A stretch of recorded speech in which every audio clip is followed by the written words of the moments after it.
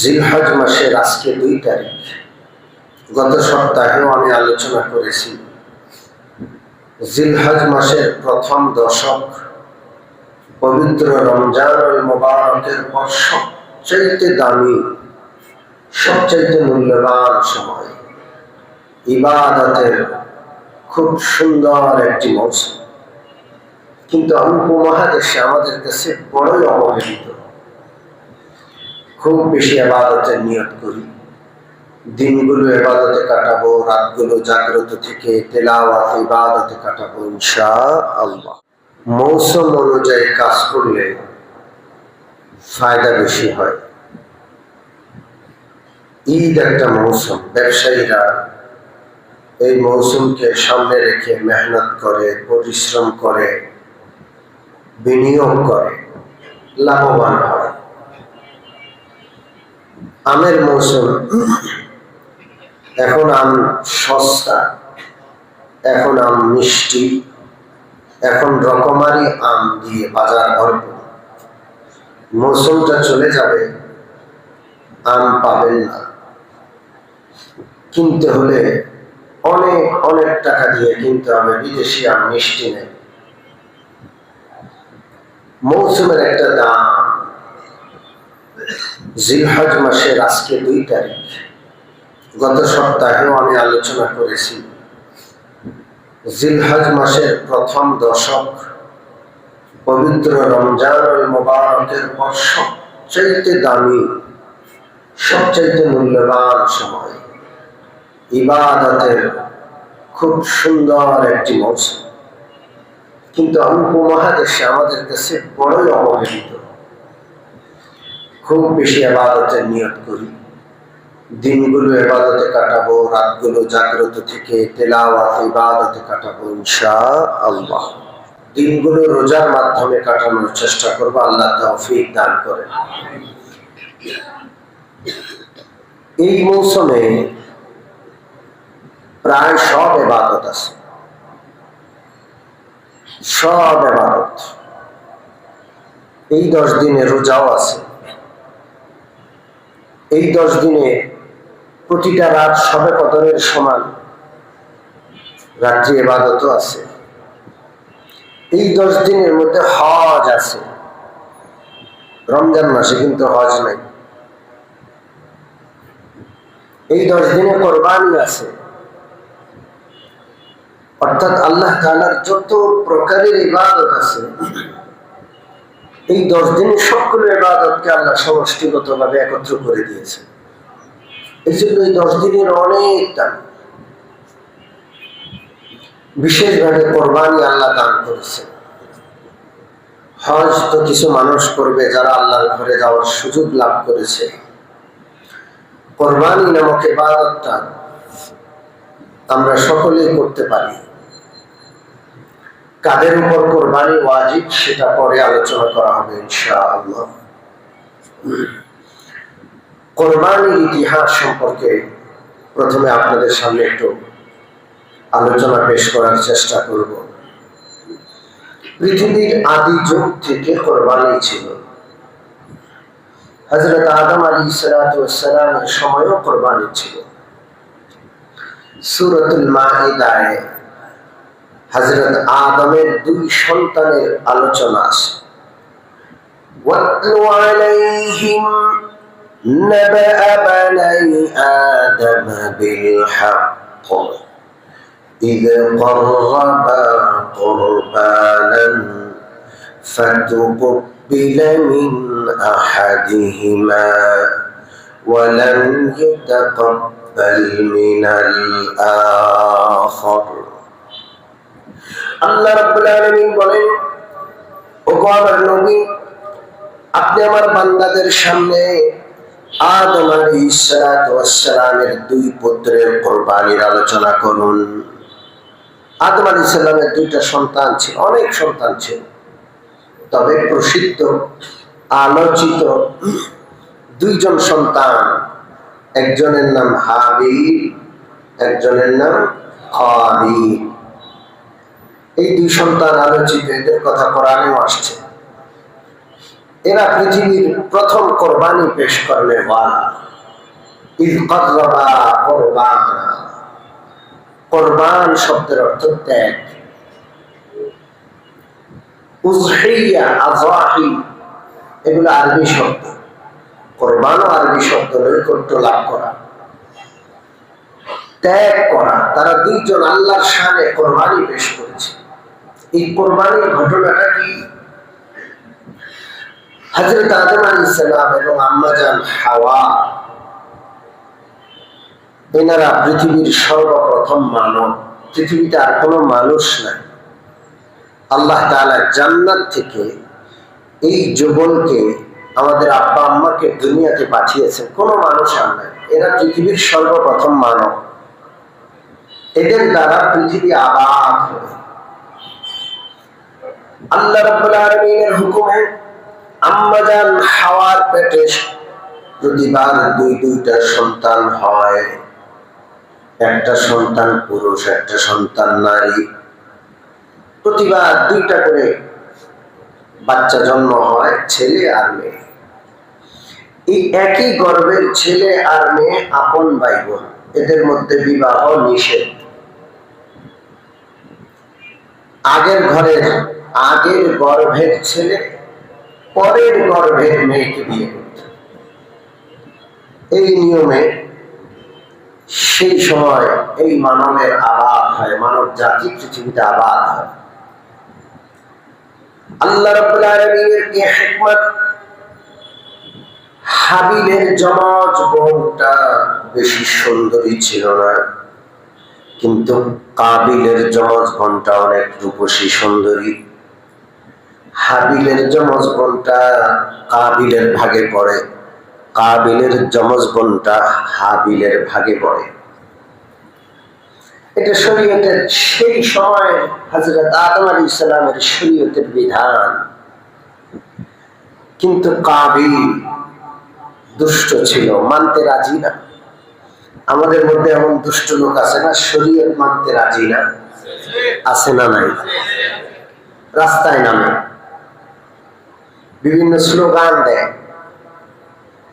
আমি হলাম বেশ্যা, বুঝে নিব হিস্সা। নাউজুবিল্লাহ বলবেন না? কারা এগুলো শিখাচ্ছে? আমাদের মা বোনরা, আমাদের মাথার উপরে। আমরা নিজেদের জান দিয়ে হলো তাদের ইজ্জত, সম্ভ্রম সবকিছু রক্ষা করি। কারা আমাদের মা বোনদেরকে স্লোগান দিয়ে পথে নামালো? কি নিকৃষ্ট স্লোগান! এই শব্দ উচ্চারণের মতোই না, উচ্চারণের অযোগ্য শব্দ। তো এরকম যুগে যুগে হযরত আদম আলাইহিস সালামের যুগ থেকে শুরু হলো কাবিলের মাধ্যমে, যারা আল্লাহর বিধান মানে না, আল্লাহর বিধানকে চ্যালেঞ্জ করে। কাবিল চ্যালেঞ্জ করলো, আমি মানবো না, আমি আমার যমজ বোন সুন্দরীটাকেই বিয়ে করবো। আল্লাহ নবী আদম আলাইহিস সালাম বুঝালেন, কাবিল বাবার কথা শুনতে রাজি না, নবীর কথা শুনতে রাজি না। হযরত আদম আলাইহিস সালাম চূড়ান্ত সিদ্ধান্ত দিলেন, উভয়ে কোরবানি পেশ করো, যার কোরবানি কবুল হয় তার দাবি মেনে নেওয়া হবে। হাবিল এবং কাবিল কোরবানি পেশ করলেন। সেই সময় কোরবানি পেশ করার নিয়ম ছিল, পাহাড়ের উপর কোরবানি রেখে দেওয়া হতো। আকাশ থেকে যার কোরবানি কবুল, আকাশ থেকে আগুন এসে তার কোরবানিটাকে জ্বালিয়ে দিয়ে চলে যেত। আর যার কোরবানিটা কবুল হয়নি, সেটা সেভাবে পড়ে থাকত। হযরত হাবিল ভেড়া দুম্বা লালন পালন করতেন। হৃষ্টপুষ্ট সুন্দর একটা ভেড়া কিংবা দুম্বা তিনি কোরবানির জন্য পাহাড়ের উপর রেখে আসলেন। কাবিল চাষাবাদ করত, বিভিন্ন ফলমূল, ফসল ইত্যাদি পাহাড়ের উপর রেখে আসলো। পাহাড়ের নিচে এসে প্রত্যেকেই তার কোরবানি কবুল হওয়ার জন্য দোয়া করছে। কিন্তু যেটা আল্লাহর পক্ষে, আল্লাহর হুকুমের পক্ষে, তার দোয়া কবুল হবে। আল্লাহর হুকুমের বিপক্ষের দোয়া কবুল হবে না। প্রত্যেকের মনের কামনাটাই দোয়া। ওই দুষ্টরা রাস্তায় নামছে, তাদেরও তো একটা মনের কামনা আছে, তারা একটা কিছু চায়, একটা বাস্তবায়ন চায়, এটাই দোয়া। আল্লাহ রাব্বুল আলামিন বলেন ফাতুকুব্বিলা মিন আহাদিহিমা ওয়া লাম ইউতাকাব্বাল মিনাল আখার। আল্লাহ রাব্বুল আলামিনের পক্ষ থেকে হাবিলের কুরবানি কবুল হলো। আসমান থেকে আগুন এসে হযরত হাবিলের কুরবানি জ্বালিয়ে দিল। ওয়া লাম ইউতাকাব্বাল মিনাল আখার, কাবিলের কুরবানি কবুল হয়নি। ক্বালা লাআকতুলান্নাক, কাবিল খেপে গেল। তার লজ্জিত হওয়া দরকার ছিল যে আমার কুরবানি কবুল হয় না, নিশ্চয় আমার ভুল আছে, সংশোধন হওয়ার দরকার ছিল। ওই দুষ্ট সংশোধন না হয়ে তার আপন ভাই কাবিলকে হুঁশিয়ারি করলো, লাআকতুলান্নাক, তোমার কুরবানি কেন কবুল হলো, আমি তোমাকে অবশ্যই অবশ্যই হত্যা করে খামতে হব। হত্যার হুমকি দিল। হযরত হাবিল খুব সরল উত্তর দিলেন, ইন্নামা ইয়াতাকাব্বালুল্লাহু মিনাল মুত্তাকিন। শুনে নাও, মারামারি করে খোলাখুলি করে লাভ নাই, এটা কবুল হওয়ার বিষয়। আল্লাহ রাব্বুল আলামিন শুধু মুত্তাকিনদের আমল কবুল করেন। কাদের আমল জোরে বলেন? মুত্তাকিন। এই জন্য মুত্তাকি হওয়া দরকার। যার কলিজার ভিতরে আল্লাহর ভয় যত বেশি, তার আমলগুলো অত তাড়াতাড়ি কবুল হবে, তার আমলগুলোর মূল্য অত বেশি হবে। দুইটা লোক দুই রাকাত নামাজ পড়লো, একজনের নামাজ মুখের উপর মেরে দেওয়া হলো, আরেকজনের 2 রাকাত নামাজ তাকওয়ার কারণে কবুল হয়ে গেল। তার জীবনের গুনাহ মাফ হয়ে জান্নাতের ফয়সালা হয়ে যায়। একই আমল তাকওয়াওয়ালার কাছে এই আমলের দাম অনেক বেড়ে যায় আল্লাহর কাছে, তাকওয়াওয়ালার আমল। আর অপর ব্যক্তি রাতভর ইবাদত করে আল্লাহর কাছে কোনো দামই নেই। ইন্নামা ইয়াতাকাব্বালুল্লাহু মিনাল মুত্তাকিন। এই জন্য আল্লাহর ভয় তাকওয়া অর্জন করতে হবে, এটা সবচেয়ে দামি গুণ। আল্লাহ যেন তৌফিক দান করেন। হযরত হাবিব হুমকির বিপরীতে হুমকি দিলেন না, তিনি বললেন, লাইন বাসাত্তা ইলাইয়া ইয়াদাকা লিতাকতুলানি মা আনা বিবাসিতিন ইয়াদিয়া ইলাইকা লিআকতুলাক। কাবিল, তুমি আমাকে সীমা লঙ্ঘন করে হত্যা করবা, মনে রাখবা আমি সীমা লঙ্ঘন করব না, আমি তোমাকে হত্যা করব না। তুমি যদি সীমা লঙ্ঘন করো, একাই তুমি সীমা লঙ্ঘনকারী হবে, আমি পাল্টা আক্রমণ করব। ইন্নী উরিদু আন তাবুআ বিইসমি ওয়া ইসমিকা ফাতাকুনা মিন আসহাবিন নারি ওয়া যালিকা জাযাউয যালিমিন।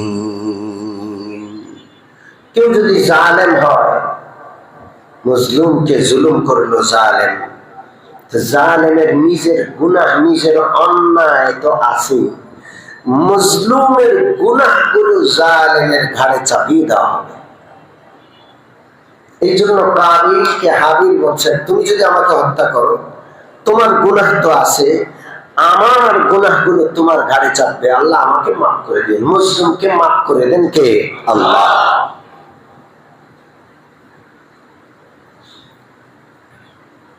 কিন্তু ফাতাওয়াত লাহু নাফসুহু, এটা পৃথিবীর প্রথম হত্যাকাণ্ড। তাকে তার মন যেদিকে ধাবিত করলো সে সেই দিকে চলল। সে তার জেদ, সে তার মন মতো, সে তার জেদকে, তার রাগকে চরিতার্থ করলো, তার আপন ভাইকে সে হত্যা করল। পৃথিবীর প্রথম হত্যাকাণ্ড। এই জন্য পৃথিবীতে এই পর্যন্ত যত হত্যাকাণ্ড হচ্ছে, সব হত্যাকাণ্ডের একটা গুনাহের ভার কাবিলের ঘাড়ে গিয়া চাপবে। ঠিক ঠিক। হত্যা পৃথিবীতে অনেক সহজ হয়ে গেছে, হত্যার বিচার নয়। গতকালও মোহাম্মদপুরে দুইজনকে কুপিয়ে হত্যা করেছে একজন। এইভাবে হত্যাকাণ্ড ব্যাপক আকার ধারণ করেছে, ছোট ছোট রাজনৈতিক স্বার্থে দুনিয়া থেকে সরায় দেয়। বরং এই হত্যাকাণ্ড ঘটানোর একটা পেশাদার লোকও আছে একদম, যাদেরকে আপনি টাকা দিলে টাকার বিনিময় যে কাউকে তারা হত্যা করে দেবে। আছে না নাই? যদি হত্যার বিচার থাকতো এই ব্যাপক হত্যাকাণ্ড কি ঘটতো? কোন বিচার নাই, কোন বিচার নাই। যদি টাকা থাকে 10টা না 20টা না, অনেক হত্যা করেও জেলে গিয়া রাজার হালে থাকবে, টাকা দিয়ে আবার জামিন নিয়ে বের হয়ে চলে আসবে। ঠিক ঠিক না? এটাই হচ্ছে। যাই হোক, আমি এই ঘটনা শেষ পর্যন্ত আর যাব না, আসল কথায় ফিরে আসি। হযরত আদম আলাইহিস সালামের পরিবারের সর্বপ্রথম কোরবানি হয়। ইয ক্বাররাবা কুরবানান, পৃথিবীর আদিকাল থেকে কোরবানি। সমস্ত নবীদের ইতিহাসে কোরবানি ছিল। ওয়ালিকুল্লি উম্মাতিন জাআলনা মানসাকান লিয়াযকুরু ইসমাল্লাহি আলা মা রাযাকাহুম মিন বাহিমাতিল আনআম। আল্লাহ রাব্বুল আলামিন বলেন, প্রত্যেক জাতির জন্য আমি কোরবানি দিয়েছি, তারা যেন আল্লাহর নামে জবাই করে কোরবানি করতে পারে, আল্লাহর নৈকট্য লাভ করতে পারে। প্রত্যেক জাতিতে কোরবানি আছে, দোষ খালি মুসলমানদের। আপনারা কি জানেন মুশরিক পৌত্তলিক হিন্দুদের মধ্যেও কোরবানি আছে? তারা এটাকে বলি নাম দেয়। কি নাম দেয়? জোরে বলেন। ওদের মধ্যে বলি আছে। আরে ওই নিষ্ঠুররা তো মানুষ পর্যন্ত বলি দেয়। এখন তো ইন্টারনেটের যুগ, আপনি সবকিছু দেখতে পাবেন, কোনো কিছু আর গল্প নাই, সব বাস্তব হয়ে গেছে। ঠিক ঠিক না? মানুষের কন্যা কাটতেছে, এক কোপে ওরা পশুর গর্দানের উপর দিয়ে এক কোপে মাথাটা আলাদা করে দেয়। কি নিষ্ঠুরতা! আমরা কত সুন্দর কোরবানি করি, এটা কার বিধান? আল্লাহ। পশ্চিম দিকে ক্যাবলামুখী করে শোয়াই, আল্লাহর নাম করে বিসমিল্লাহি আল্লাহু আকবার বলে তার গলায় ছুরি চালাই, রক্তগুলো কাটি। যেই জায়গায় ছুরি চালাইলে সহজে রক্ত বের হবে, যেই জায়গায় ছুরি চালাইলে সহজে প্রাণটা বের হবে, সেই জায়গাতেই আমরা ছুরি চালাই। এটাও কার বিধান?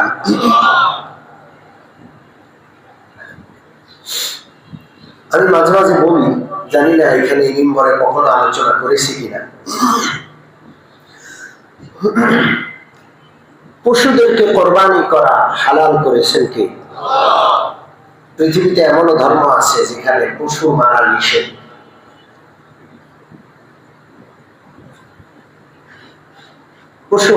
পশু মারা তাদের ধর্মে নিষেধ। তারা আমিষ ভোগী, আমিষ খায় না, নিরামিষ ভোগী, নিরামিষ খায়, শুধু শাক সবজি তৃণলতা এগুলো খায়। এমন জাতি আছে না নাই? তারা বলে যে পশু হত্যা করা এটা মহাপাপ।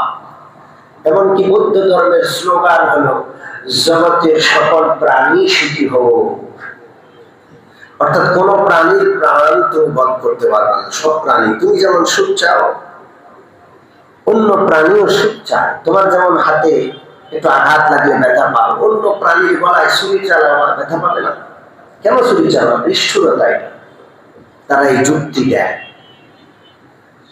বাহ্যিক দৃষ্টিতে এই যুক্তি খণ্ডানোর কোন অবস্থা নেই। এই যুক্তি অনেক সঠিক যুক্তি, কিন্তু এর উপরে কি আছে? আল্লাহর বিধান আছে। আল্লাহর বিধানের যুক্তি সমস্ত যুক্তির উপরে। আলহামদুলিল্লাহ। আমি একবার ট্রেনে সফরে যাচ্ছিলাম ভারতে, এক হিন্দু যুবক সনাতনী, সে আমাকে প্রশ্ন করলো আর বললো, মুসলমানরা পৃথিবীর সবচেয়ে নিষ্ঠুর, এরা প্রতিদিন পৃথিবীতে কোটি কোটি প্রাণীর গলায় ছুরি চালায় নিজের জিহ্বার স্বাদ রসনা বিলাস করার জন্য তারা কোটি কোটি প্রাণীর গলায় ছুরি চালায় গোশত খায়। কত বড় নিষ্ঠুরতা! আমি তাকে জবাব দিলাম যে আপনার যুক্তি ঠিক, কিন্তু এর উপরেও যুক্তি আছে। এই পৃথিবীর স্রষ্টা আছে একজন, তিনি কে? পৃথিবীতে আল্লাহ তাআলা কোটি কোটি প্রাণী তৈরি করেছেন। সব প্রাণীর অধিকার সমান নয়। মালিক বলেন ওয়ালাকাদ কাররামনা বনি আদম, কোটি কোটি প্রাণীর মধ্যে আমি মানব জাতিকে সবচেয়ে বেশি সম্মান আর মর্যাদা দান করেছি। সবচেয়ে সম্মান আর বেশি মর্যাদা কাকে দেওয়া হলো? কে বলেন? আল্লাহ। জগতের যত সৃষ্টি আছে সব মানুষের জন্য। হুয়াল্লাযী খালাকা লাকুম মা ফিল আরদি জামিআ, এই পৃথিবীতে যত সৃষ্টি আছে সব আমি আল্লাহ মানুষের জন্য সৃষ্টি করেছি। গরু আমার সমান নয়, আমাকে আল্লাহ মর্যাদা বেশি দিয়েছেন। গরুকে আমার কল্যাণের জন্য সৃষ্টি করেছেন। ঠিক ঠিক না? ছাগল সহ যত প্রাণী সব আমার কল্যাণে, আমাকে শ্রেষ্ঠত্ব দেওয়ার ঘোষণা কে করেছেন? আল্লাহ। সামান্য যদি সমান হইতাম তাহলে গরুর গলায় ছুরি চালানোর অধিকার হতো না।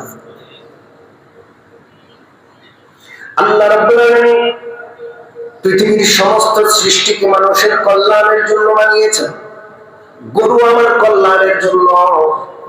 এই জন্য আল্লাহ রাব্বুল আলামিনের বিধান হলো গরু ছাগল সহ কোন প্রাণীর গলায় যখন ছুরি চালাবার অধিকার কিন্তু তোমার ছিল না, আমি শ্রেষ্ঠত্ব দিছি, বৈধতা দিছি, এই জন্য তুমি শ্রেষ্ঠ। গরুর গলায় ছুরি চালানোর বৈধতা দিয়েছি, এই জন্য তুমি ছুরি চালাও। এই কঠিন মুহূর্তে আমি আল্লাহর নামটা নিবা, বিসমিল্লাহি আল্লাহু আকবার। আল্লাহ। বান্দা যখন আল্লাহর পবিত্র নামের বরত্ব বর্ণনা করে পশুকে কিবলামুখী করে শুয়ে পশুর গলায় ছুরি চালায়, তখন এই পশুর সবকিছু বান্দার জন্য হালাল করে দেন কে? শুধু আল্লাহর নামটা বাদ দেন, এই পশু হারাম। কারণ হালাল করতে বলা কে? জোরে বলেন কে?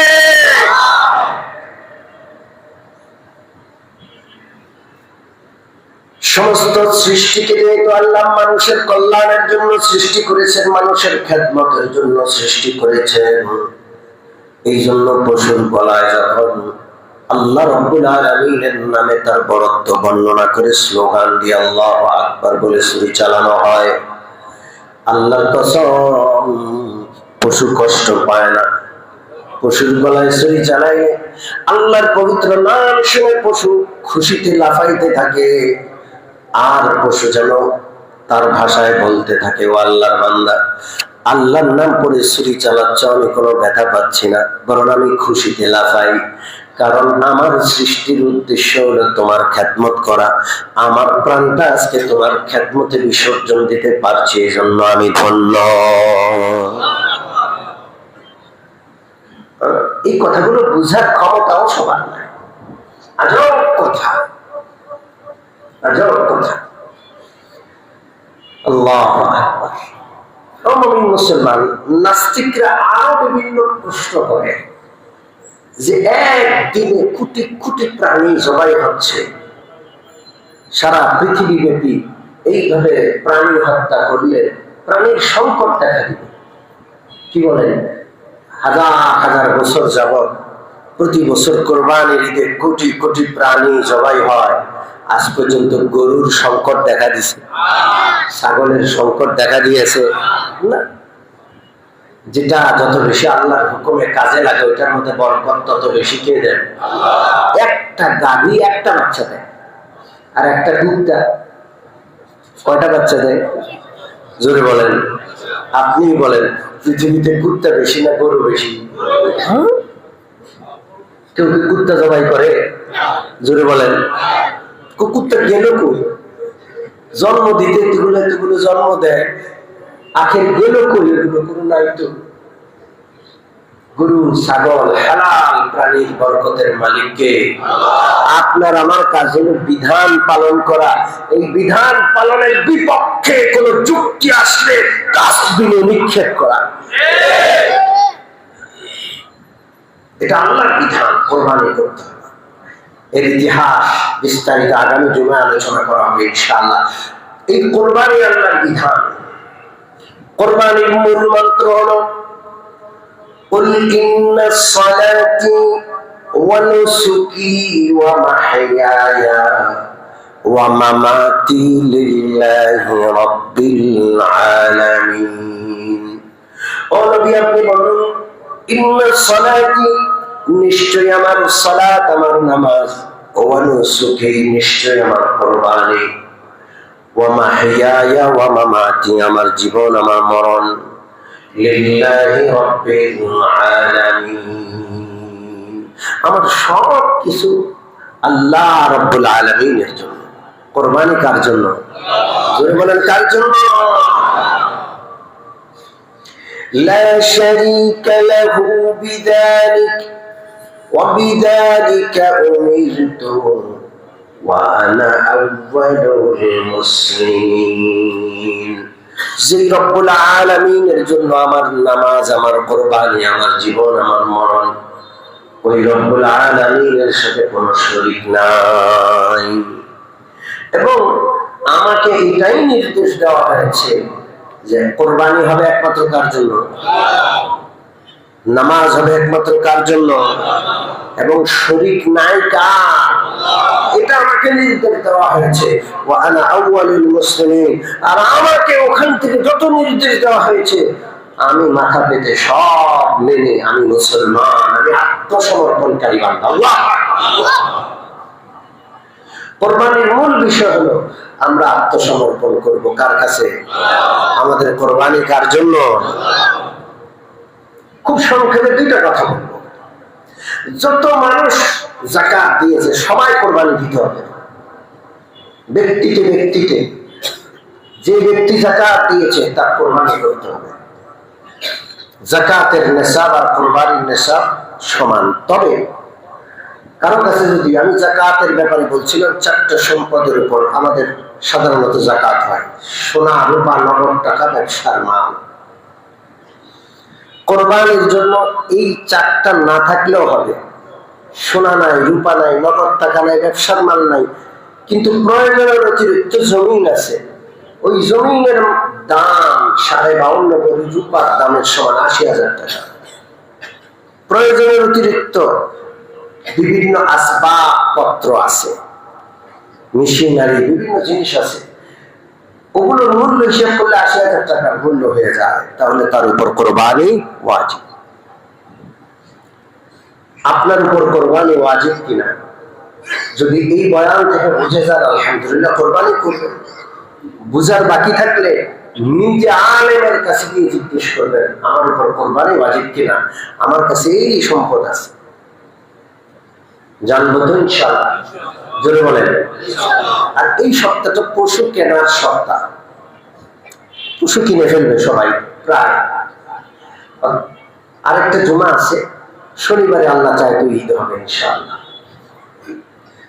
তো পশু কেনার সময় খেয়াল রাখতে হবে, সুন্দর পশু কিনতে হবে, কান কাটা, শিং ভাঙা, দাঁত নাই, ট্রাকে করে আনছে, নামাইতে গিয়ে পাওটা ভেঙে গেছে, এই সমস্ত পশু কোরবানি করা যাবে না। কোরবানিটা কার জন্য? সর্বোত্তম, সবচেয়ে দেখতে সুন্দর পশুটা করা লাগবে। আর পশু প্রদর্শনী করব না। আমি কোটি টাকার মালিক, ছোট্ট খাট্টে দিলে মানুষে কি করবো? না, আমি কার জন্য দিব? জোরে বলেন কার জন্য? একমাত্র আল্লাহকে রাজি খুশি করার জন্য। কে কি বললো দেখার বিষয়। আল্লাহর জন্য কোরবানি না হলে কোরবানি কবুল হবে না। কথা কি বুঝে আসছে? শরীকি কোরবানির ক্ষেত্রে খুব খেয়াল রাখতে হবে, যাদের সাথে আপনি কোরবানি দিচ্ছেন ওনাদের নিয়ত সহি কিনা। কারো নিয়ত 7 জনে মিলে কোরবানি দিল, কোন একজনের নিয়তে সমস্যা, কারো কোরবানি হবে না। কোন একজনের আয় হারাম, হালাল উপার্জন না, হারাম উপার্জন। কারো কোরবানি হবে না। এই জন্য শরীকি কোরবানি দিতে খুব চিন্তা ভাবনা করে, খুব খেয়াল করে দেওয়া লাগে, খুব হুঁশিয়ার, খুব সাবধান। মনে থাকবে ইনশাআল্লাহ। কোরবানি কার জন্য? জোরে বলেন। আরেকটা কথা না বললেই নয়, ছাগল, ভেড়া, দুম্বা এগুলো কোরবানি দিতে হলে 1 বছর বয়স হইতে হবে। 1 বছর তার বেশি। একটা ভেড়া কিনে আনলেন, একটা ছাগল কিনে আনলেন, যেটা 1 বছরের চেয়ে কম, 11 মাস 25 দিন, 11 মাস 29 দিন হয়, কোরবানি দিলে কোরবানি আদায় হবে না। বয়স 1 বছর বা তার বেশি হইতে হবে, 1 বছর পূর্ণ হইতে হবে। গরু এগুলোর ক্ষেত্রে কয় বছর? 2 বছর। গরু, মহিষ 2 বছরের কম হলে কোরবানি সেই হবে না, 2 বছর বা তার বেশি হইতে হবে। তা আপনি বলবেন যে হুজুর, আমাদের তো জন্মের তারিখ আছে, জন্ম নিবন্ধন আছে, গরু ছাগলের জন্ম নিবন্ধন কি আছে? কি দেখে বয়স বুঝবো? যারা কৃষক আছেন, গরু লালন পালন করেন, ওনারা দাঁত দেখে বয়স বুঝে। কি দেখে? হ্যাঁ, দাঁত দেখে বয়স বুঝে। কথা কি বুঝে আসছে? বুড়া বাবারা যারা আছেন ওনারা চিনেন। এই জন্য আপনি না চিনলে আপনি চিনে নেবেন ইনশাআল্লাহ। আরো অনেক মশলা আছে, আল্লাহ তৌফিক দিলে আগামী সপ্তাহে বলার চেষ্টা করব। আর অনেক মশলা আছে যেগুলো আলেমদের কাছ থেকে জানতে হবে। আল্লাহ তাআলা আমাদের সকলকে কবুল কোরবানি নসিব করেন। লক্ষ লক্ষ আল্লাহর বান্দারা হজে যাচ্ছেন, আল্লাহ সকলের হজকে কবুল করেন। এই 10 দিন, আরো কয়েকটা দিন আছে, রোজা দিনে রোজা রাখার মাধ্যমে, রাত্রিবেলা ইবাদতের মাধ্যমে সুন্দরভাবে আল্লাহকে সন্তুষ্ট করার উদ্দেশ্যে ইবাদতে কাটানোর এই সময়টা কাজে লাগানোর তৌফিক আমাদের দান করেন। আমিন। ওয়া আখিরু দাওয়ানা আলহামদুলিল্লাহি রাব্বিল আলামিন।